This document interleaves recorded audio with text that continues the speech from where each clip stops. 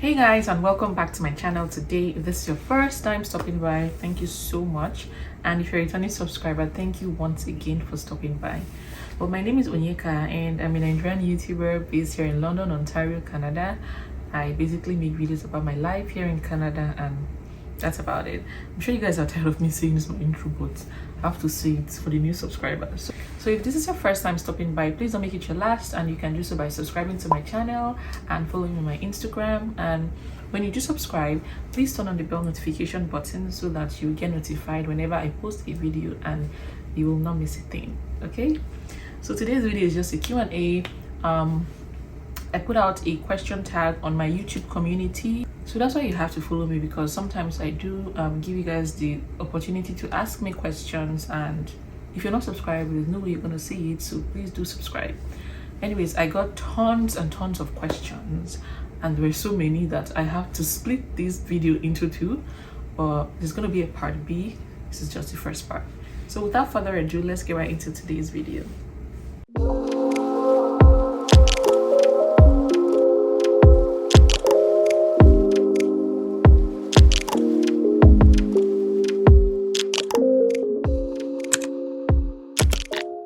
So I have my questions here on my iPad. I'm just going to be posting the questions on the screen like a small box. The first question: will you be doing vlogmas? No, I will not be doing vlogmas because I feel like I cannot afford to do it. I can't even sustain it. I put out 4 videos a month, which is 1 per week, and I am struggling. Even though you don't notice it, but I'm struggling. So I cannot put out 25 videos in the month of December. I just can't do it.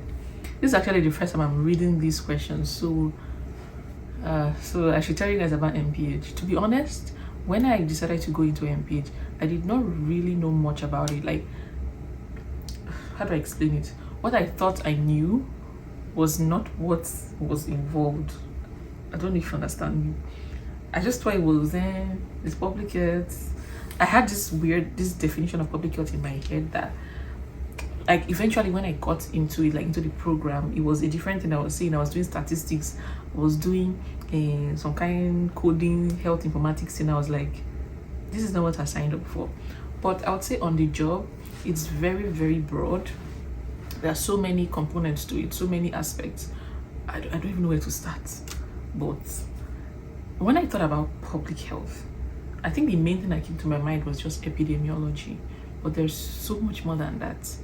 And I don't even know. I feel like that video should be a separate video on its own. So I can't really say much about that topic because if I start, I'm not going to stop. And then in terms of studying MPH, like I said in numerous videos, I did a compressed program and it was very intense. But typically an MPH program goes for 2 years in Canada. You get to do statistics, epidemiology. In Canada, I learned about indigenous health.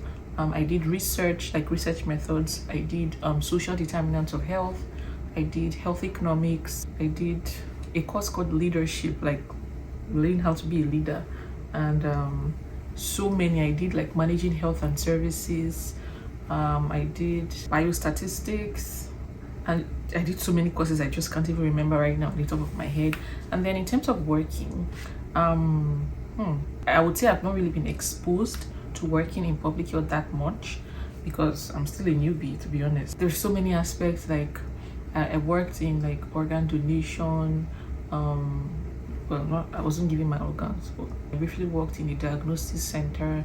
I'm not gonna say what I'm doing now, but one day you guys will know. One day I'll talk about it. In terms of being lucrative, I would say it's very subjective because there are some jobs that you will get in public health that they don't pay well, and there are still others that you will get that really pay well. But one thing I found was that most people in my class at that time, 90% were nurses, and then we had like 2 pharmacists, which was me and one other Nigerian guy, and like 2 doctors, and then some social sciences. I feel like answering this how lucrative it is very, very subjective. So you might be lucky enough to get a job that pays you above $100,000, and you can still get a shitty job that is still in public health. So just, I don't know, depending on what you get. If you didn't have MPH, what other course would you have studied apart from pharmacy? To be honest, I don't think I've given room, like I haven't thought about what I would have done. I would say yeah, like maybe environmental health, there's global health, there's safety management, there's so many things I could have done. But yeah, I would say at that time when I chose the course, I just chose the course because I had to choose the course. I didn't really give it much thought.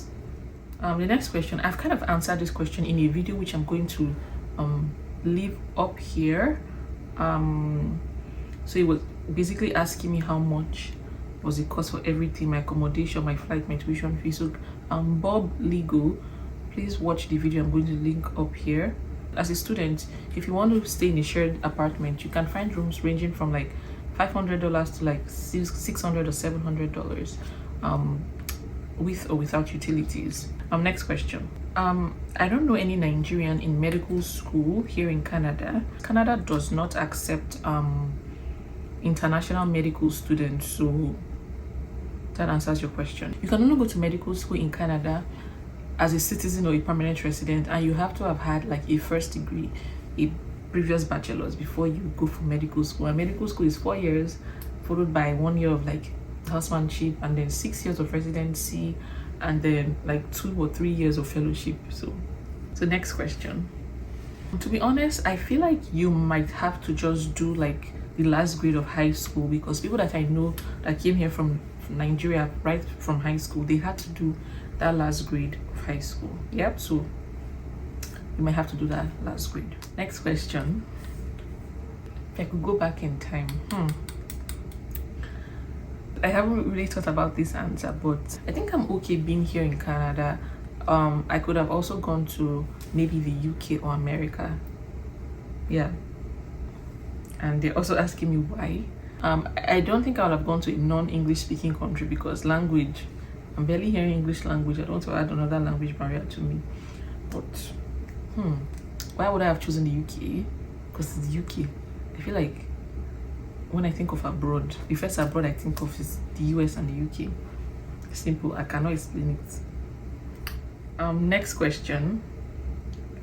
I haven't filmed a beach vlog before. I have filmed a beach vlog before. I'm going to link it up, and I did not swim. I don't know how to swim. I will link the beach vlog up. I went to the beach a few vlogs back in the summer, and it was in Grand Bend, so watch that video. It would shape. Next question. Hi Onyeka, trust you're doing great. I applied for visa around November for January school session, but had to defer to September next year because my course was already filled for May intake. How long will my visa take to be approved? And if I get it early, will it affect my travel around August? There's such a huge delay in the visa processing times right now because of the pandemic, and during my time I would say it took like around 3 months. I don't know how long it takes now. If you have any idea how long it takes or how long it took for yours to get approved, please leave it in the comment section, so your girl BB can see the answer. So if you get it early, you can travel, but you cannot be allowed to work until you start schooling. So your ability to work depends on when you start studying. And then if you get it early and during the course of your study your visa expires, you can always apply for an extension. It's very easy. Just same way you applied online, you apply again and they will give you the remaining months that you have left to study. So next question. To answer the first question, even if you graduate and there are no job opportunities, you can travel anywhere and still apply for PR wherever. I think it's provincial nomination program that limits your ability to travel, but if you're doing like Canadian experience class or federal skilled worker program, or in case of Ontario like the Ontario International School program, I don't think it's going to affect your PR after graduation. And the second question, honestly, don't complicate your study. Just choose an institution that offers you postgraduate work permit. To be honest, don't complicate it. And that final question, do you think it's easy to get a job with a better NOC level in Toronto than PEI? Toronto is not a province. PEI is a region on its own. I don't think you can compare PEI and Toronto. Honestly, this question is very subjective. I feel like you just have to apply. There is no way that they say you must get a job with a better NOC. So it all boils down to you applying and being the best in the application. Next question. Well, happiness. sorry to burst your bubbles, but I don't think you should greatly depend on full undergraduate scholarships in Canada. And just like medicine, like I mentioned earlier, for pharmacy, you have to be a PR or a citizen to study pharmacy, and you need to have a bachelor's degree. Yes, you need to have a previous degree to study pharmacy in Canada. So you can't just come from a different country and study pharmacy here. And I do not think they are full scholarships. If they are, please let me know in the comment section. And the second question, this question is very subjective again, and for me, I would say I would give it like is 7.58 thereabouts. I don't know, I feel like there's still some things I miss about my home country, but yeah, I'll give it like a 7.58 thereabouts. But if you're looking for peace of mind, see, it's a 10 here. And what do I think about the UK compared to it? I really don't know much about the UK, but because I have not lived there, I don't have any experience there. But yeah, I feel like most people come to Canada because the immigration pathway is very straightforward compared to the UK. But I think the UK now, they're offering work permit to international graduates. So next question. Thank you. So for the first question, how long will it take for one to settle in Canada as a permanent resident? It greatly depends on, if you come as a student, you can get your PR within 1 to 2 years after graduating. But I got mine, I applied for my PR like the month of my graduation because I was qualified for the federal skilled worker program. But if you are not qualified, within 1 to 2 years you can get your PR. So for the second question, what's the Canadian job market like for a project manager? I would say there's demand for a PM. If you're good at being a project manager, you have to apply. And what's dating life like, especially for a never married person in mid late 30s? I'm not in my mid to late 30s, so I don't know. But I feel like this is also very subjective, right? You can't say one thing and apply to everybody. It's not a one size fits all, but it depends. Are you willing to date outside your race? Are you willing to date different cultures? All of those things, they come into factor. But if you're not willing to, you can do long distance relationship, or you can find a nice Nigerian community and look for someone that shares the same value with, and you guys can start something. I don't know. And fourth question, is Canada truly fun to live with? Again, this is very subjective. If you have the right crowd, the right people, it's going to be fun. Next question. Yes, I would say it's possible to apply for your PR from the UK, because you want to do your masters in the UK, and obviously that will earn you more points. So long as you depending on the stream, you write your IELTS and you get really good scores on your tests, I think you can actually pull this off. So next question. YouTube studio setup and equipment. I don't have a studio, so I'm filming in my bedroom. Chair, I put a plant here, I have a lamp in front of me and my phone. There is no setup, like techie setup, nothing like that. And then dating life in Canada, guys. These questions are very subjective. I can't answer for everybody. Well, like I said earlier, if you're willing to date outside your race, good, like that's amazing. But if you're limiting yourself to like your country people, and you just have to go to where they are, and yeah, to be honest, I really don't know much about the dating life because I'm not very, very experienced with dating life. Like, I haven't dated like a ton of people. So in Canada, if you're looking for like a group of Nigerians, church is a perfect place to find them. And maybe like parties or gatherings, yeah, you can find them and dates. But the ghetto. Next question. How were you able to recover being homesick after you left Nigeria? It took me a while to recover from being homesick. I would say it took me like 3 months. Well, not exactly 3 months, because every now and then I still get homesick. But until I went to Nigeria, I was homesick. Like, it was doing me. I was very homesick. But since I came back, I haven't been that homesick. But it took me a while. You just need to surround yourself with people that share the same values as you, and can can share the same jokes with you, basically your country people, and it just reduces the homesickness. And it's been a data analyst and added advantage for studying public health in the working sector. Being a data analyst, it's actually really good because there's a branch called health informatics, and you will definitely fit perfectly into that sector. So next question. You guys really want to know much about public health? My goodness. I would say with the ongoing pandemic and everything, there is demand for public health graduates. Yeah, especially like, let's say a public health nurse, there's demand for that, and yeah, other branches. And is it considered on the NOC list? It depends on the title of the job and how many years do you need to work as a public health officer to qualify for PR.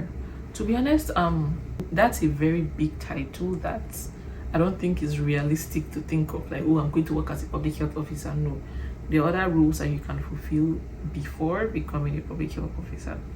Regardless of your occupation, so long as it falls under the NOC list, you have to work a minimum of 1 year before you can apply for PR under the CEC class. CEC is just Canadian Experience class. So next question. For now, no, I do not have plans. I'm looking at my life in the next 2 years. I do not have plans, but never say never. Next question.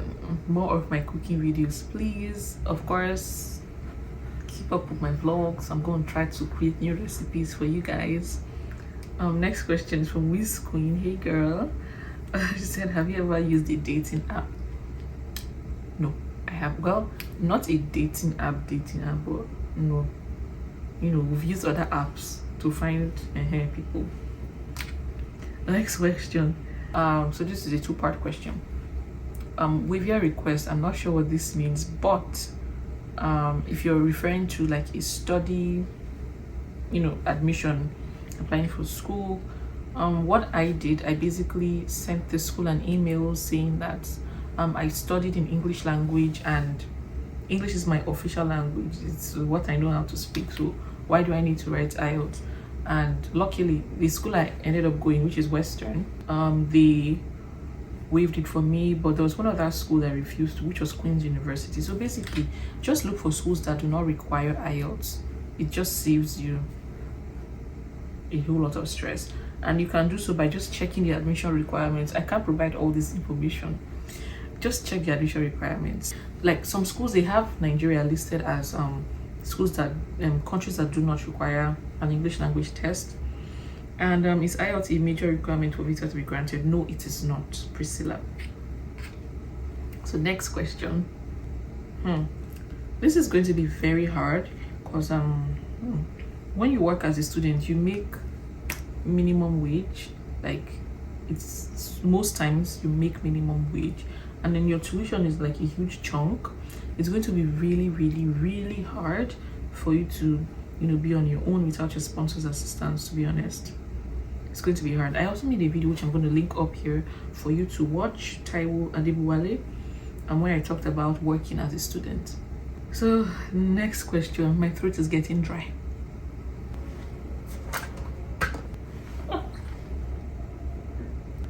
So to answer this question, even if you study a 10-year program, 3 years is the maximum number of postgraduate work permit that you can get. If you're working as a teaching assistant, I don't think it belongs to any of the NOCs, but I could be wrong. But you have to have been working full-time, okay, for like a year. So honestly, but I could be wrong. So next question. I think the processing time after refusal, a reapplication, it should be the same thing.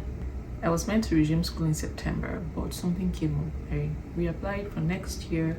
I do not think this will affect your chances of getting a PR, Mama, Grace, Ann.